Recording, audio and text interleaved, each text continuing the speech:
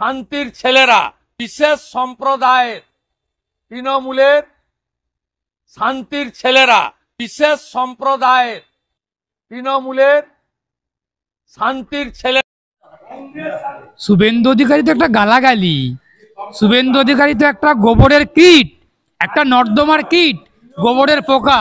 ওই শুভেন্দু অধিকারীকে নিয়ে বেশি কিছু বলছি না। উনি একটা পাগল।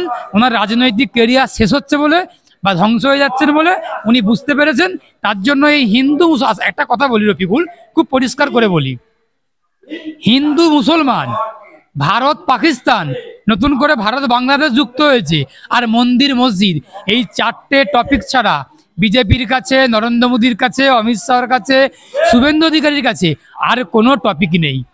কর্মসংস্থান নিয়ে প্রশ্ন করো, বেকারত্ব নিয়ে প্রশ্ন করো, খাদ্য সংকট নিয়ে প্রশ্ন করো, সেনাদেরকে নিয়ে প্রশ্ন করো। ভারতবর্ষের বর্ডার পার করে পাকিস্তান থেকে, আফগানিস্তান থেকে জঙ্গিরা ভারতবর্ষের মাটিতে ঢুকে ভারতের মাটিকে ব্যবহার করে জঙ্গি কার্যকলাপ চালাচ্ছে। আর নরেন্দ্র মোদী সেখানে বসে, শুভেন্দু অধিকারী এখানে বলছে হিন্দুদের সরকার করব। বিএসএফ গুলো বসে কি করছেন? এতে বর্ডারেতে বসে কি করছেন? জঙ্গিদেরকে ঢুকতে সাহায্য করছেন, জঙ্গিদের কাছ থেকে তোলার টাকা তুলছেন, ঘুষ নিচ্ছেন বিএসএফ, সেই ঘুষের টাকা নরেন্দ্র মোদীকে ভাগ দিচ্ছেন। জঙ্গিদের কাছ থেকে ঘুষের টাকা আরএসএসকে ভাগ দিচ্ছেন। জঙ্গিদের কাছ থেকে ঘুষের টাকা বিএসএফ তুলছে, বর্ডার থেকে তুলে জঙ্গিদেরকে ভারতে ঢোকাচ্ছেন, আর সেই ঘুষের টাকা অমিত শাহকে ভাগ দিচ্ছেন। ভাগ দিয়ে কাণ্ডগুলো ঘটাচ্ছেন। ভারতবর্ষের মাটি জঙ্গিরা ব্যবহার করছে। আগে জঙ্গি যেমন ছিল তার থেকে জঙ্গির কার্যকলাপের পরিমাণ বাড়ছে। কেন বাড়ছে?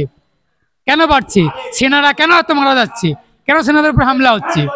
সুতরাং শুভেন্দু অধিকারী, অমিত শাহ, নরেন্দ্র মোদীরা, ওদের কাছে হিন্দু মুসলমান, শিখ, বাংলাদেশ পাকিস্তান বা বাংলাদেশ ভারত পাকিস্তান, ভারত হিন্দু মুসলমান আর মন্দির মসজিদ, এগুলো ছাড়া কোনো ইস্যু নেই।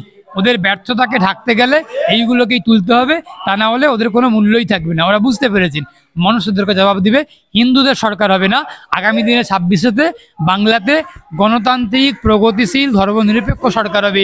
বিজেপিকে তাড়িয়ে আর তৃণমূলকে হারিয়ে বাংলায় খুব ভালো একটা সরকার আসবে।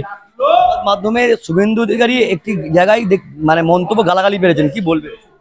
ও তো ওই শুভেন্দু অধিকারী নামটাই তো গালাগালি। আমি তো আগেই বললাম যে শুভেন্দু অধিকারী যে নামটা, শুভেন্দু অধিকারী, এটা কোনো মানুষের নাম না। শুভেন্দু অধিকারী কোনো মানুষ নয়, ও একটা নিকৃষ্ট একটা প্রাণী। ওটা নিকৃষ্ট প্রাণী একটা।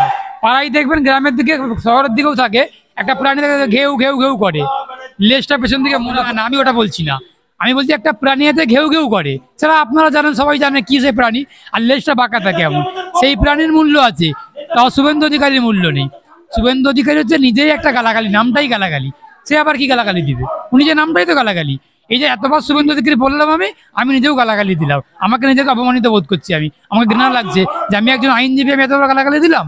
শুভেন্দু অধিকারীর নামটাই গালাগালি।